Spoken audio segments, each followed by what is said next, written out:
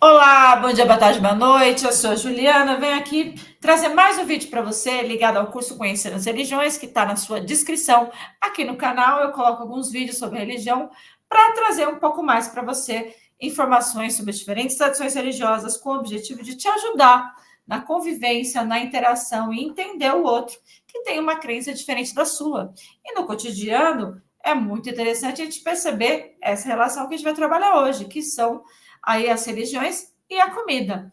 Um dos textos que eu vou usar, vou colocar também na descrição, que é para a gente falar aqui, é o do Grechá, né? Vou colocar aí, do Grechá, Religião e Comida, um artigo da revista Religião e Cultura, chamada aí com o título, né? Tomar, Comer e Festejar Religião e Alimentação.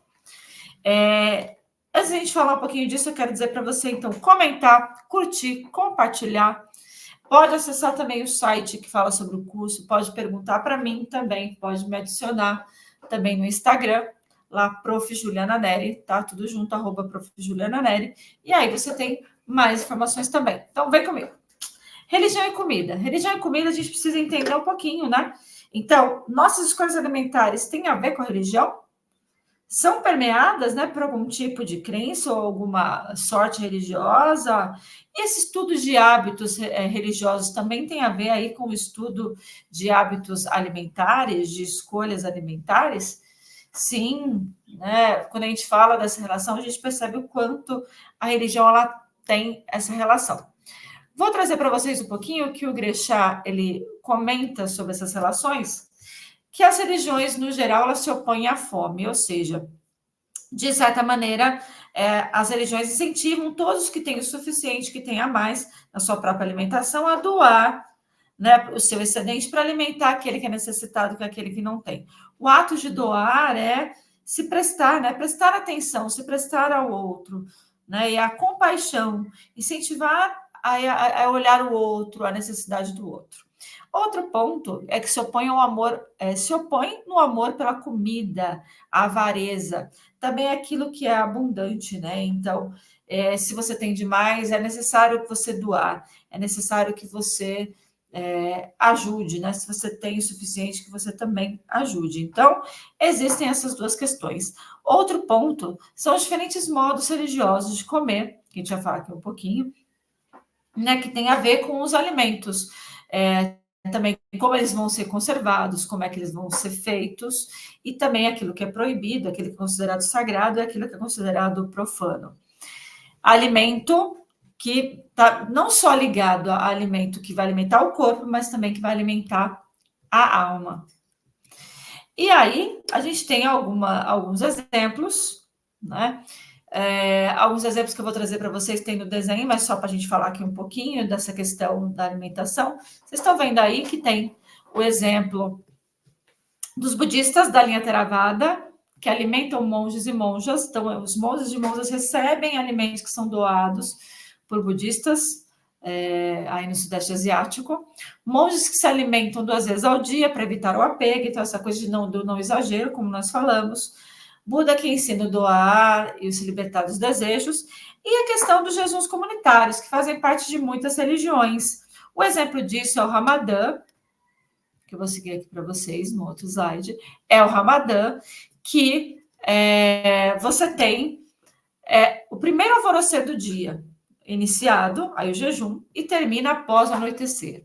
Então, existe aí um treinamento moral e se fortalece a comunidade, ou seja, o jejum ali comunitário, o deixar de comer por algum motivo, não deixa de ser um treinamento moral e não deixa de fortalecer a comunidade, o grupo. E aí tem um modo de preparo dos alimentos, por exemplo, no judaísmo e no islamismo, que são animais abatidos que devem ter o sangue todo escorrido antes de ser consumido. Eu vou voltar aqui no desenho para vocês, para a gente falar rapidinho desses aspectos ligados a cada tradição. Vocês estão vendo aí, né, na imagem, as 4 religiões, que eu vou dar alguns exemplos para vocês.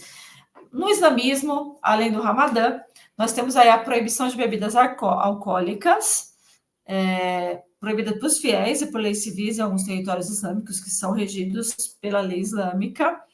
Entra também na lista dos vetados os suínos, cães, né, fruto do mar, tirando peixe, com escama e os camarões, animal selvagem, ave de rapina, anfíbios e insetos.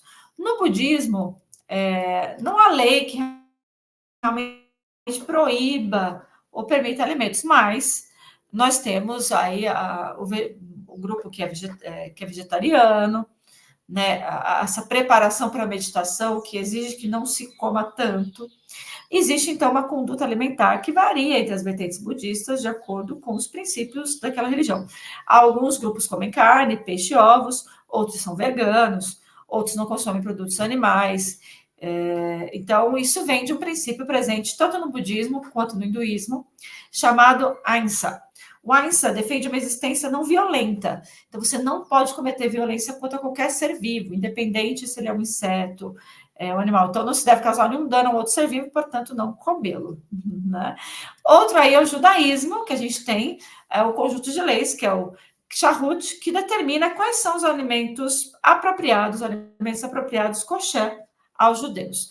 Alguns ingredientes proibidos parecem com os do islamismo, por exemplo, como misturar carne e leite, a peculiaridade, como misturar carne e leite, é peculiar aí ao judaísmo, tipo hambúrguer e queijo, que não pode. Os mamíferos permitidos precisam ruminar e ter unhas fendidas.